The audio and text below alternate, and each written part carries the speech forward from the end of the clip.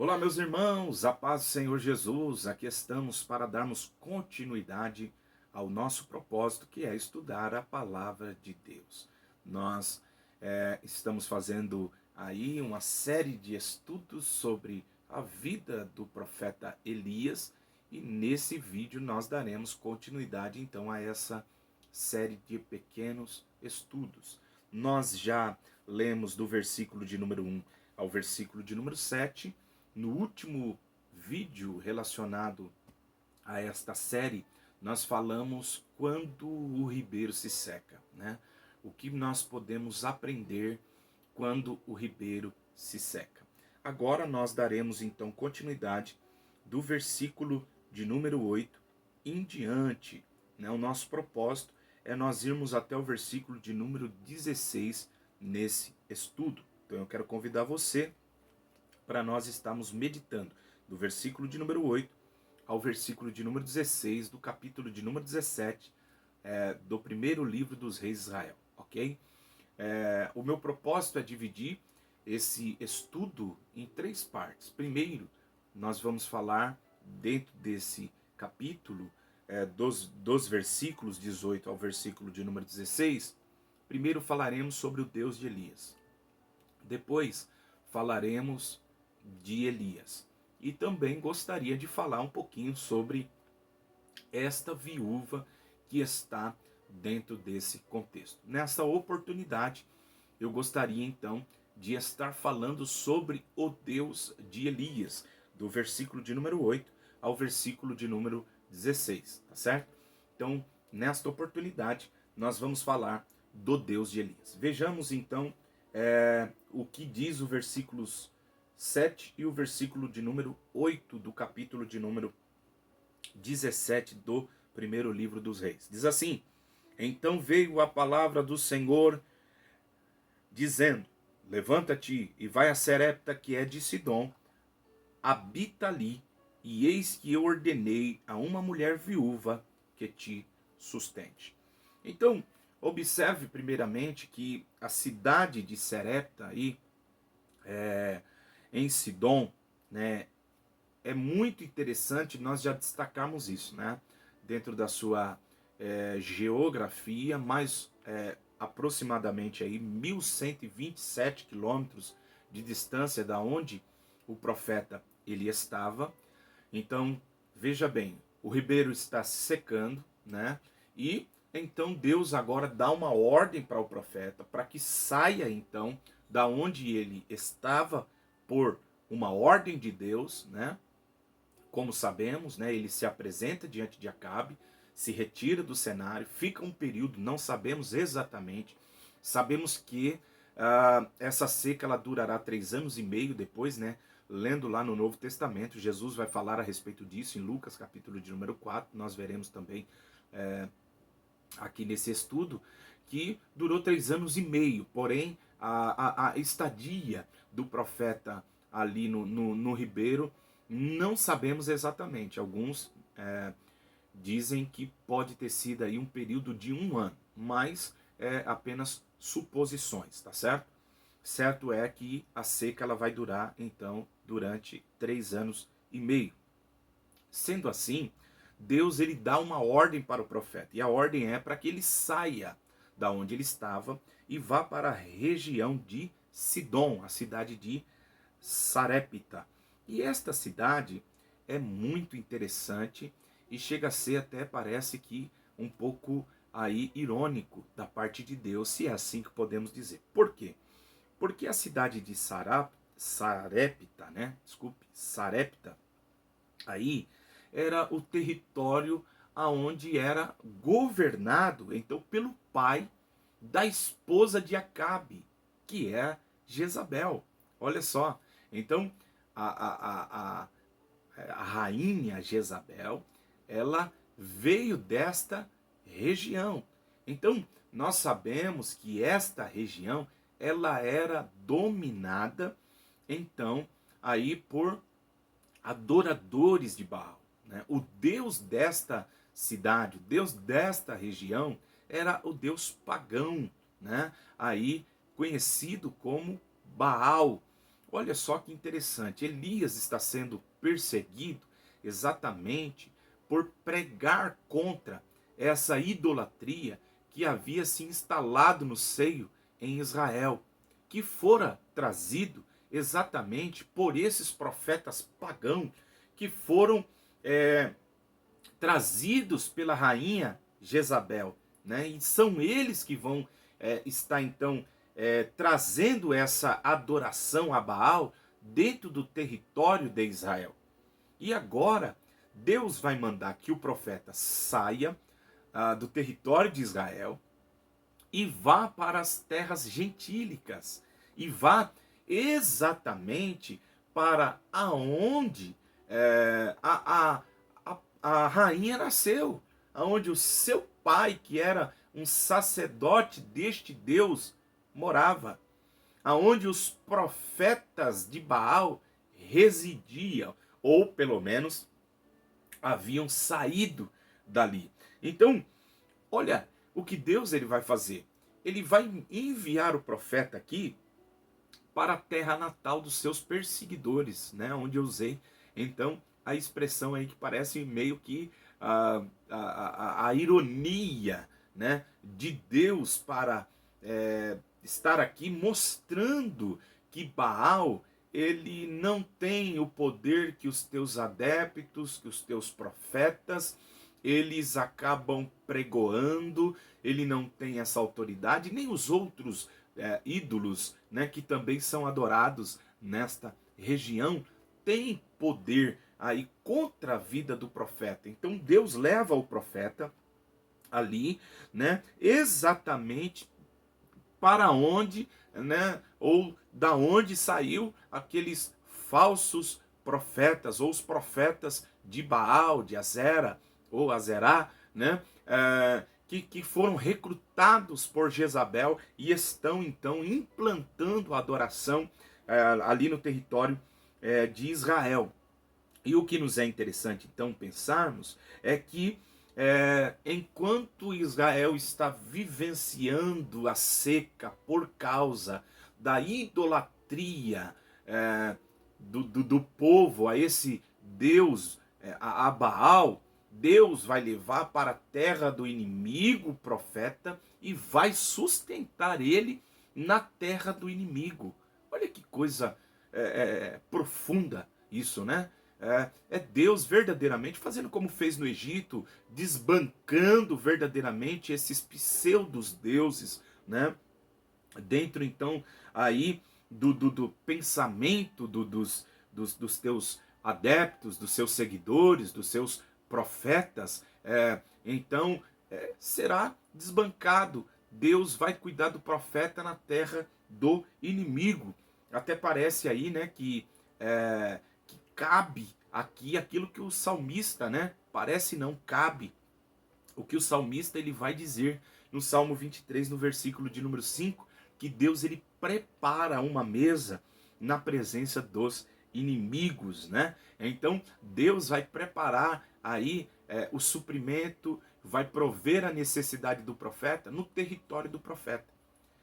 O que é interessante pensarmos é que quando nós estamos sendo perseguido, né, por um inimigo, o que a gente mais quer fazer é fugir exatamente da região aonde podemos ter possíveis ali aliados ao inimigo, né? Aonde nós podemos ter ali ou encontrar pessoas que podem nos entregar.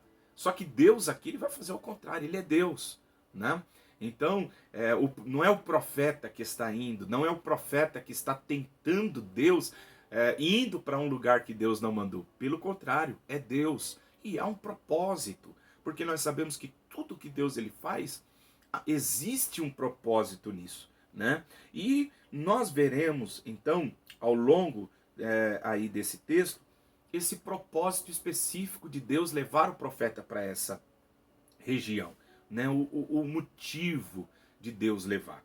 Mas o que eu gostaria então de falar com vocês aqui hoje é sobre esse Deus do profeta Elias, que nós vamos conhecer um pouquinho dentro desses textos aqui, ou desse texto específico, um pouquinho esse Deus que é o Deus do profeta Elias. Observe que o versículo de número 7, o versículo de número 8, vai nos mostrar que o Deus do Elias, ele é um Deus que sabe.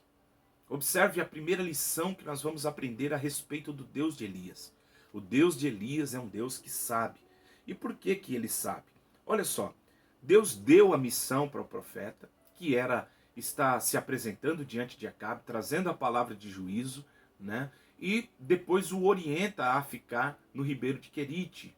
Então ele ficou nessa região onde nós falamos que não dá para determinar especificamente, mas em um lugar onde Deus guarda, né? Provê para o profeta e também traz ou gera crescimento nesse território na vida do profeta, como falamos no outro vídeo. Mas o que nos dá a entender é que Deus aqui, ele não manda que o profeta fique ali no ribeiro, né? E não assiste o profeta. Não, nós vamos ver que Deus, ele alimenta o profeta, como já sabemos, né? Ele ali tinha o suprimento trazido pelas aves, né? Pelos corvos, tinha a água do ribeiro para ele beber. Então Deus está ali alimentando o profeta. E o mais interessante é que Deus, ele está vendo, ou ele está ciente que o ribeiro está se secando, né? Ou seja, isso é muito interessante a gente pensar. Por quê? Porque nós veremos que o profeta aí também será afetado com a palavra de juízo trazida por ele, de que não teria chuva durante um período. Então, o profeta, ele é afetado por essa seca que vem sobre Israel. E aí, o que nós veremos então? Nós vamos ver que ao longo dos dias, o ribeiro vai se secando. Porque essa água, possivelmente, como já dito, ela vinha dessas chuvas, né?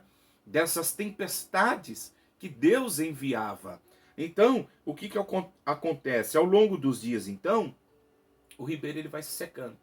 Cada dia mais, menos águas tem no ribeiro, né? Os dias vão passando e cada dia mais o ribeiro ele vai se secando. E é aí que a gente vê o cuidado de Deus com as necessidades do profeta.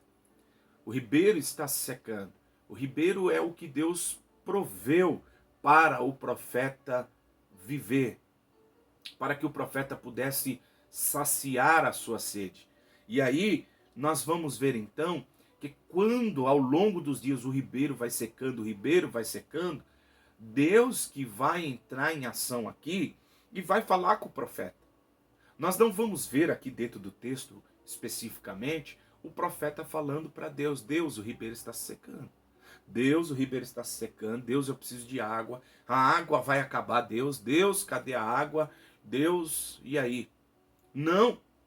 Mas observe que nós vamos ver o que o texto vai nos deixar bem específico e claro aqui, versículo de número 9, que é Deus que dá a ordem para o profeta: levanta-te, olha só, e vai a Sarepta, que é de Sidom, e habita ali. Eis que ordenei ali a uma mulher viúva que te sustente, né? Então, enquanto aqui nós vamos ver que tem água no ribeiro, nós não vamos ver Deus falando com o profeta, pelo menos aqui dentro do texto não está nada revelado. Mas quando o ribeiro começa a secar, que era a provisão de Deus, quando a água começa a acabar, o que nós vamos ver? Deus agora, mais uma vez, falando com o profeta e lhe dando uma orientação. O que nos dá a entender é que Deus está ciente de que o ribeiro está se secando. Olha que coisa maravilhosa, né?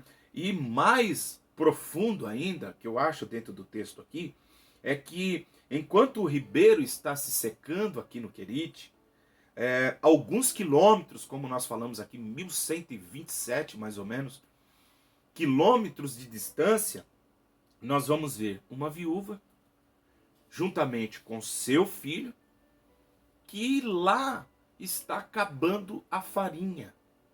Se no ribeiro está acabando a água, na casa da viúva está acabando a farinha. Olha que interessante isso. Nós vamos ver então dentro desse texto que o Deus de Elias, ele é um Deus que vê o ribeiro se secar, mas ele também vê que a farinha da panela está se acabando. E o que ele vai fazer? É muito interessante nós pensarmos a respeito disso. Que o nosso Deus é um Deus que sabe. É um Deus que sabe que o ribeiro está se secando e que a farinha da panela está acabando. Observe que na época do Novo Testamento, Jesus ele revela, como eu já disse aqui, que devido a esta falta então da chuva, a ausência, né, houve então uma grande fome sobre a face da terra. Lucas capítulo 24, versículo 25 diz assim, ó: em verdade vos digo que muitas viúvas existiam em Israel nos dias de Elias, quando o céu cerrou por 3 anos e 6 meses. Aí diz assim, de sorte que toda a terra houve grande fome.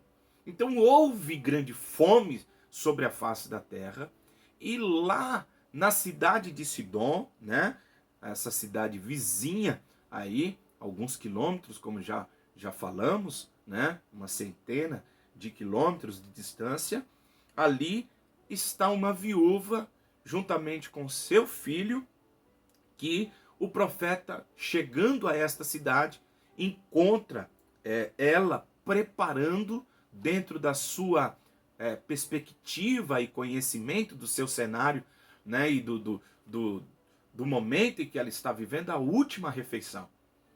Então essa é a expressão que ela vai usar. Veja o que o texto diz, versículo de número 25, versículo de número 10, do capítulo 17 de 1 aos Reis. Então ele se levantou e foi a Serepta. E chegando à porta da cidade, eis que estava ali uma mulher viúva, apanhando lenha, né, para fazer o fogo. Então, para preparar a sua última refeição, que no caso seria o pão, né? E ele a chamou e disse: traze-me, peço-te numa vasilha um pouco de água para que beba.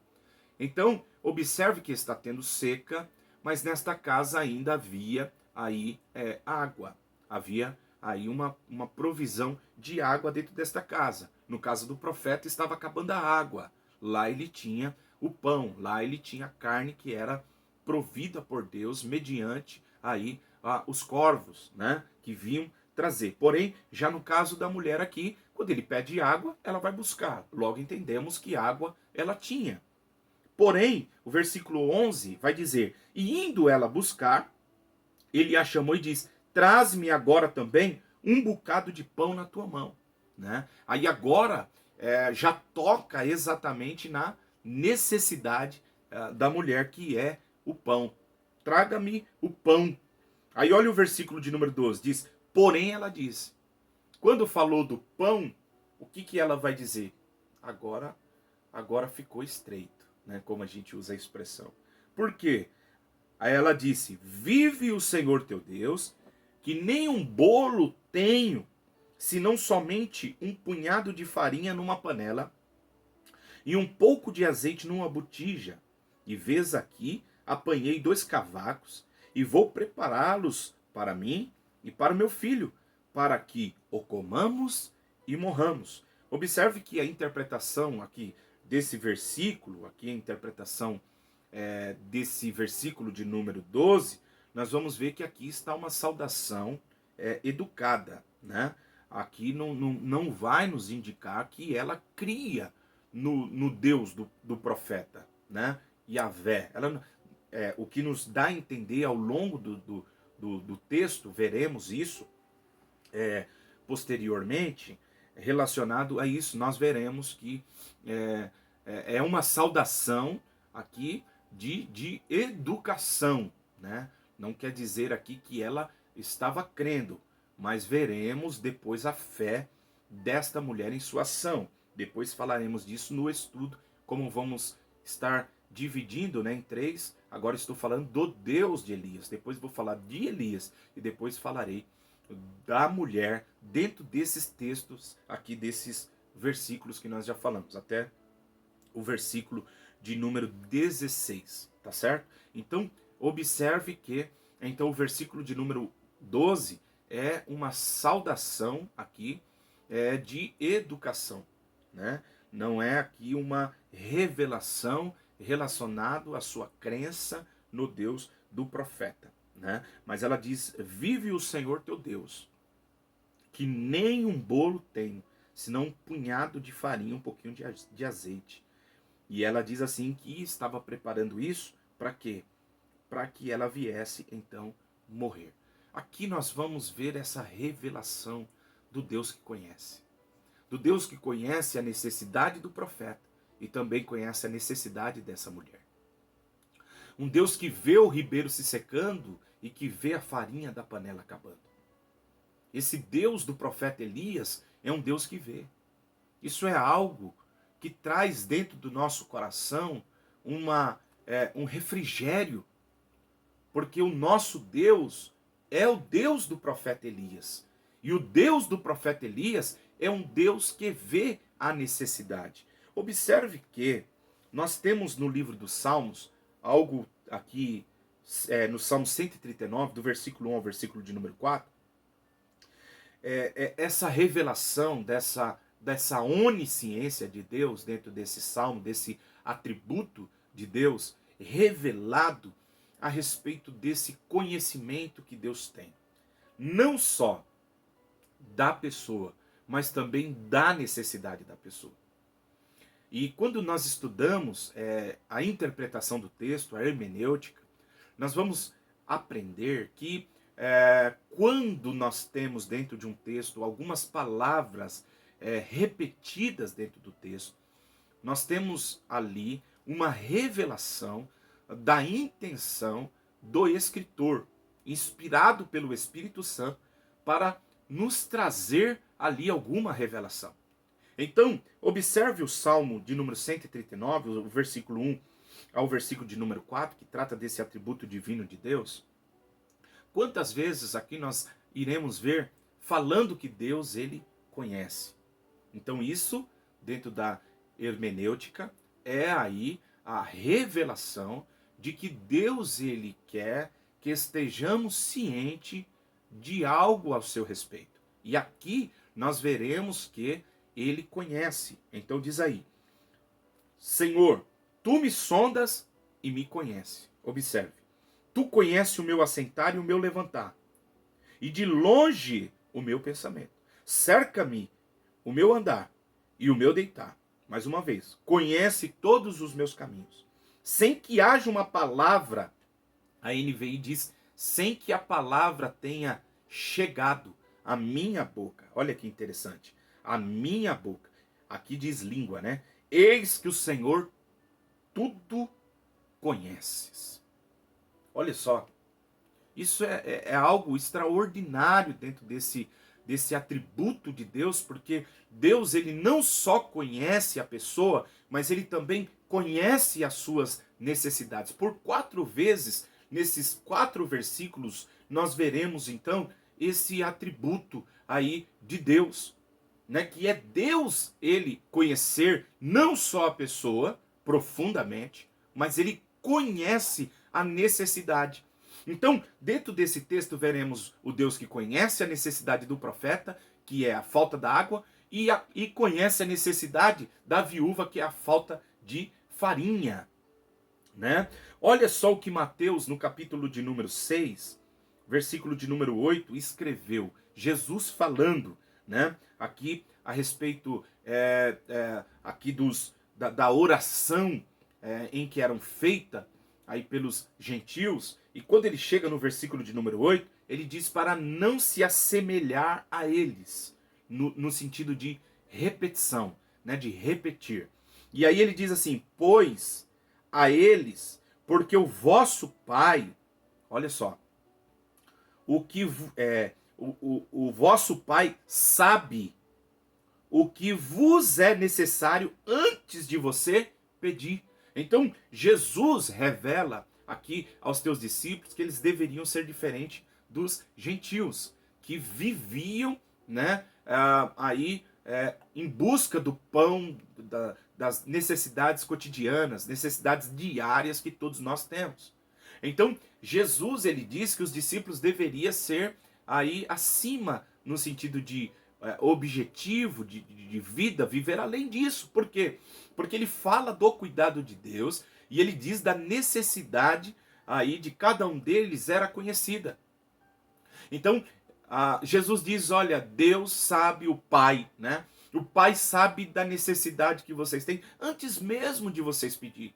Então, dentro do texto que nós estamos estudando, antes do profeta falar, antes do profeta saber de que estava faltando farinha na casa da mulher, já havia um Deus que sabia e estava então enviando o profeta ali. A primeira característica que nós vemos a respeito de Deus dentro desse texto é que Deus, ele sabe. E isso deve ser para nós um refrigério para a nossa alma. Porque Deus, ele sabe o que cada um dos teus filhos precisa.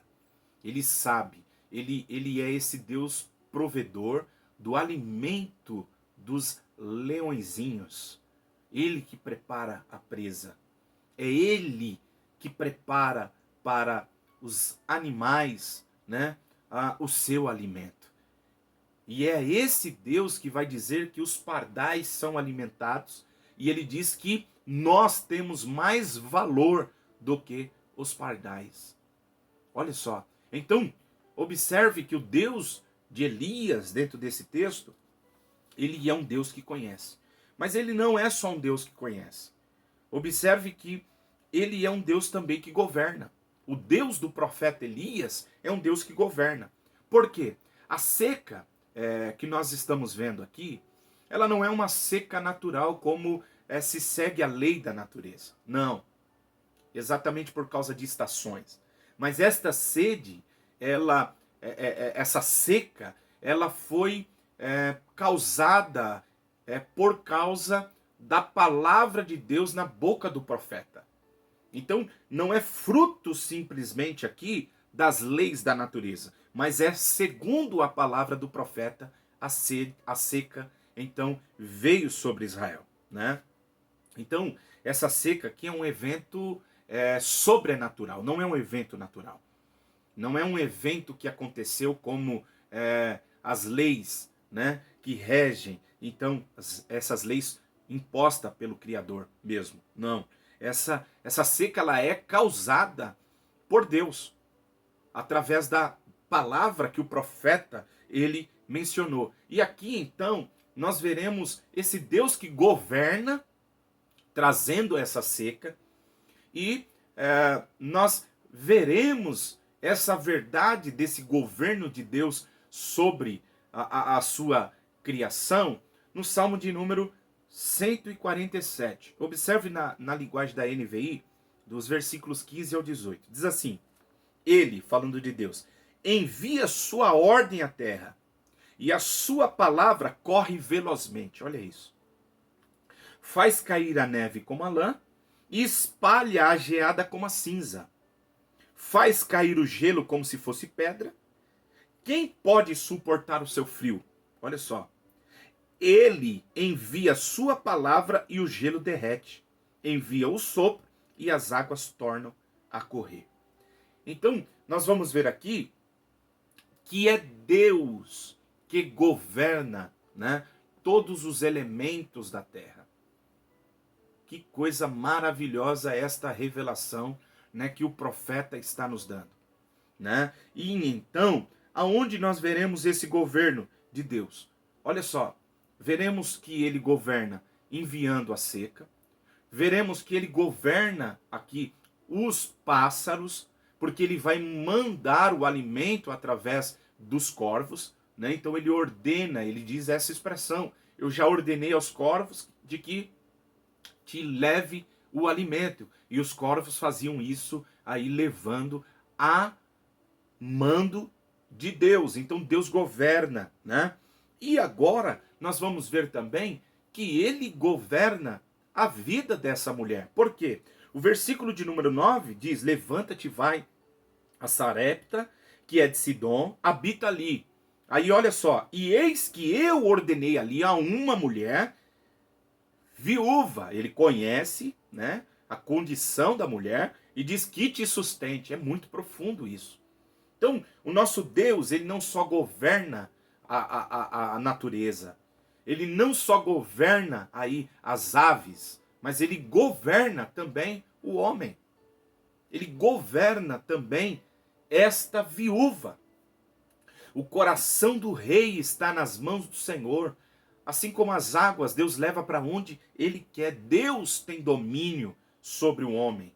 Olha que coisa profunda isso. E então, dentro desse texto, nós veremos que Deus governa.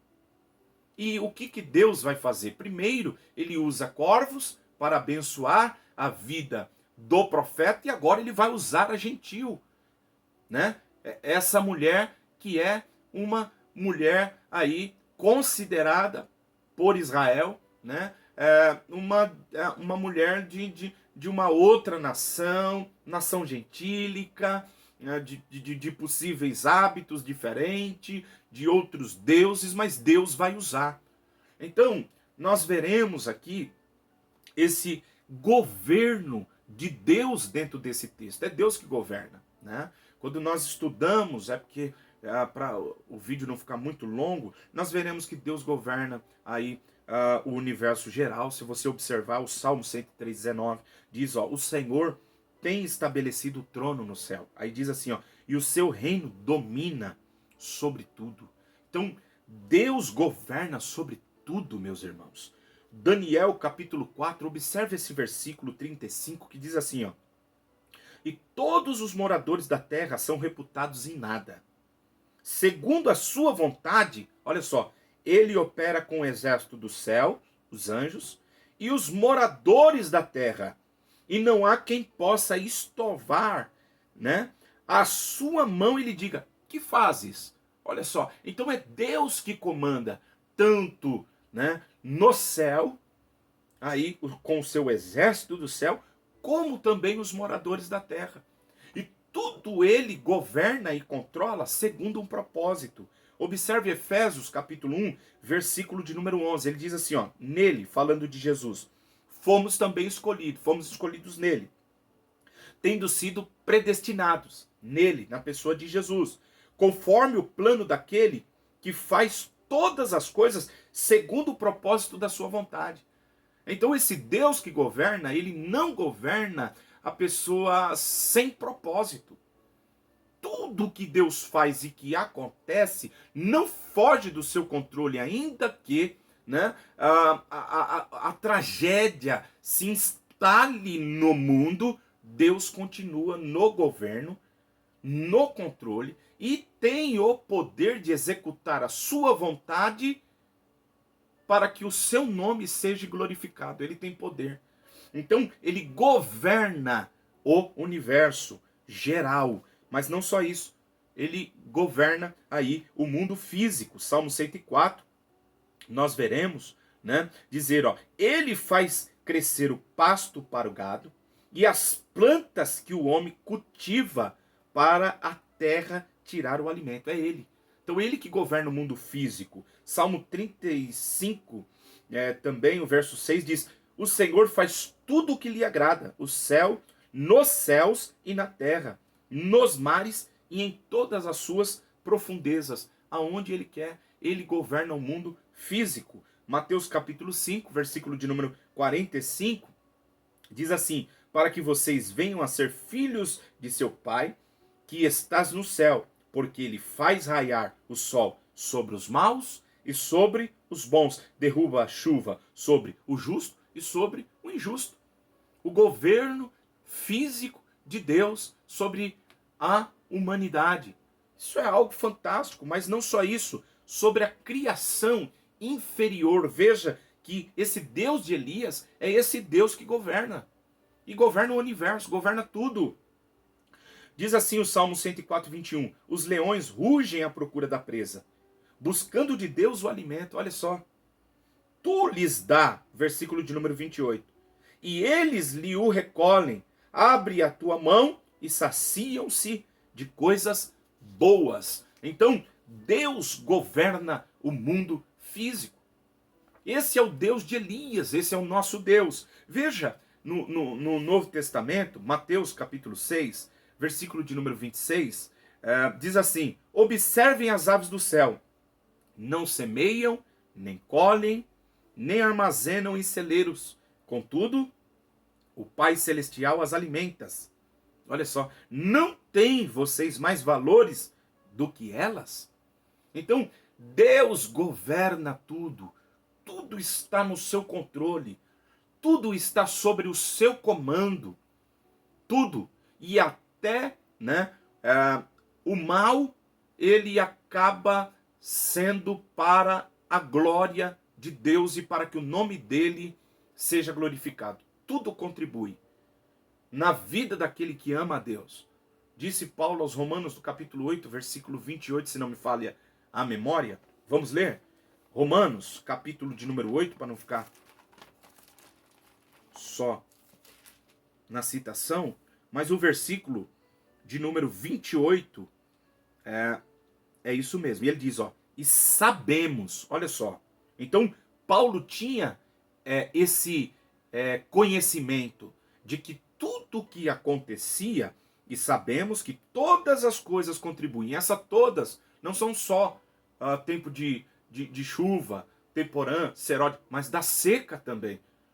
Né? Nesse tempo, Deus continua no governo. Deus continua no controle. Deus não perde o controle da situação. Nós podemos perder, mas Deus não. Deus continua. E ele diz assim, juntamente para o bem daqueles que amam a Deus. Então, aqueles que amam a Deus são beneficiados, muitas vezes sem a compreensão do plano, do propósito e do projeto de Deus. Olha só, com o mal que às vezes acontece, que também somos afetados, no findar disso entendemos que Deus está no controle e não perde o controle, tem domínio sobre todos os tempos, sobre todas as situações e circunstâncias, e nada foge do seu controle. Aí ele diz assim, daquele que são chamados por seus decretos. Então tudo coopera, porque Deus está no controle e não perdeu o controle, então, desta situação. Então, observe Mateus capítulo 10, versículo de número 29, diz assim, não se vendem 2 pardais por uma moeda? Contudo, nenhum deles cai no chão sem consentimento, sem que a vontade do Pai seja permitida. Então, Deus está no governo, Deus está no comando de circunstâncias, Deus está no comando de coisas e de pessoas. O Deus de Elias é o Deus que governa. E para a gente finalizar, observe que o Deus de Elias não é só um Deus que vê, não é só um Deus que governa, mas é um Deus também que age. O versículo de número 13 diz assim de 1 Reis, capítulo 17, do versículo 13 diz, e Elias lhe disse, não temas, olha só, vai, faz conforme a tua palavra, porém faz disso primeiro para mim um bolo pequeno e traz-me para fora, depois farás para ti e para o teu filho, porque assim diz o Senhor, olha só, o Deus de Israel, a farinha da panela não se acabará, o azeite da botija não faltará, até o dia em que o Senhor der chuva sobre a terra. Então haveria mais um período de tempo de seca. E o profeta então diz para a viúva, olha, faz o que eu estou lhe mandando segundo a palavra do Senhor. Traz primeiro para mim. E depois faze-o para você e para o teu filho.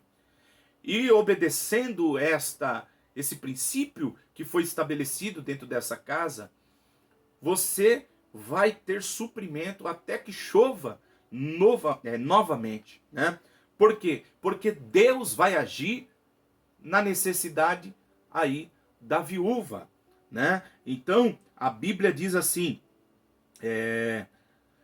versículo 15, e foi ela e fez conforme a palavra de Elias, assim comeu ela, observe, e ele a sua casa muitos dias, comeu ela e ele, né?